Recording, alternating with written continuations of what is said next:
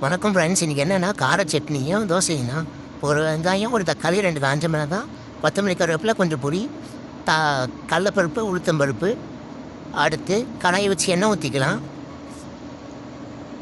எண்ணெய் சூடான உடனே கடலப்பருப்பு, உளுத்தம்பருப்பு சேர்த்துக்கலாம். கூடவே காஞ்ச மிளகாவும் சேர்த்துக்கலாம். அடுத்து வெங்காயத்தை போட்டுக்கலாம்.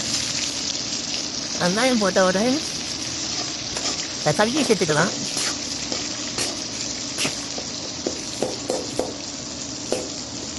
போகிறோம் பருப்பு தக்காளி போட்டாச்சு. நெக்ஸ்ட்டு கொத்தமல்லி, கருவேப்பிலை, அப்புறம் எடுத்து வச்சுக்க புளியை போட்டுக்கலாம்.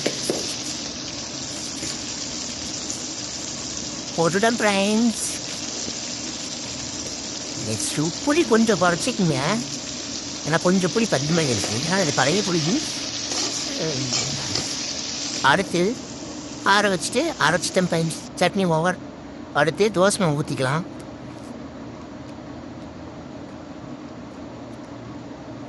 தோசையை திருப்பி போட்டுக்கலாம் ஃப்ரெண்ட்ஸ். போட்டாச்சு ஃப்ரெண்ட்ஸ். நெக்ஸ்ட்டு படிச்சு பையன். அடுத்து பிளேட்டிங் ஃப்ரெண்ட்ஸ். இன்றைக்கி நைட் டின்னர் என்னென்னு பார்த்தீங்கன்னா தோசை, பொட்டுக்கடலை சட்னி அரைச்சேன். அதுக்கு கார சட்னி ஃப்ரெண்ட்ஸ். தோசையை போட்டுக்கிடலாம். நெக்ஸ்ட்டு பொட்டுக்கடலை சட்னியை ஊற்றிக்கிடலாம் ஃப்ரெண்ட்ஸ்.